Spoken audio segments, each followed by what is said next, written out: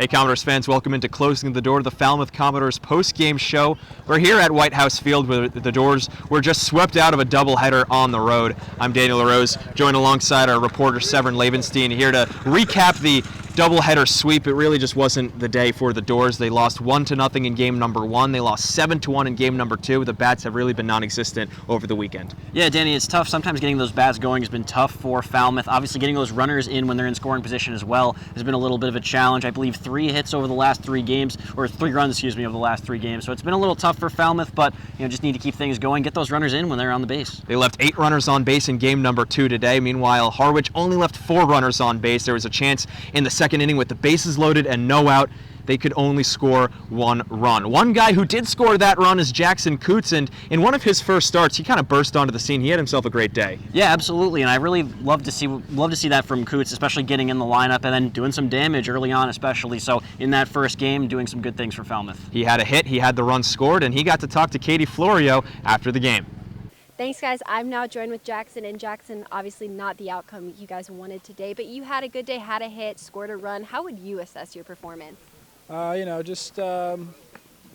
sat the first game of the doubleheader, so just to, try to get a feel of how the game was going, what they were doing with their pitching and everything, because I ended up seeing a lot of lefties today, so just try to make sure I got some probably middle away, try to drive it the other way, just because it's hard to try to pull lefty, and then ended up getting a ball I could hit up the middle, so I hit it pretty well. I mean, it was good, and then when you're on the bases, you got to try to just do the best you can, stay on top of everything so you can score. Now, I've been told that you are a jokester, a high-energy guy. Are you doing anything in the dugout during times like this to just keep that energy up and keep that momentum going? Yeah, I try to keep it pretty light and easy with the guys, try to keep spirits up, just kind of poke around and have some fun, be a little funny sometimes. I mean, I don't think I'm super funny, but I get the good chuckle every now and again, which seems to keep the guys pretty loose. I mean, so it's just what we're trying to do.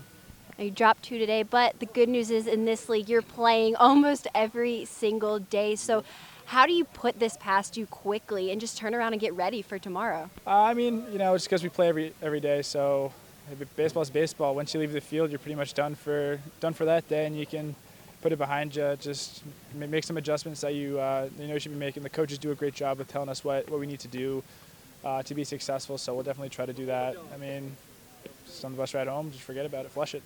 Thanks, Jackson. Guys, back to you. Thank you, Katie. Thank you, Jackson. Now, if we look ahead towards tomorrow, as the Commodores try to put this entire weekend behind them, in which they have now lost 3 games in a row, 1 to Bourne, and now swept out of the doubleheader against Harwich. Look ahead towards the next week. Look ahead towards Wareham coming up tomorrow. It's the rescheduled game. Tried to play this game twice, going up against the defending Cape champions. Well, as Katie and Jackson were talking about, it's always quick, that transition onto the next game. And especially, Danny, I think it's about getting back into that groove that they were in winning those first 2 games and then tying that third one. I think that's all that Falmouth really needs to do. They can get there. These games are coming up so quickly, and they've got such a talented squad. I think you're going to see good things from the Commodores coming up. Falmouth still at 2nd place in the Western Division, and a chance to improve on that if they can knock off Wareham tomorrow. The stretch of 12 games in 10 days continues tomorrow night at Go Fuller Field at 6 p.m. That'll be it for Closing the Door. For Sevrin Lavenstein and Katie Florio, I'm Daniel LaRose saying so long. We'll see you tomorrow.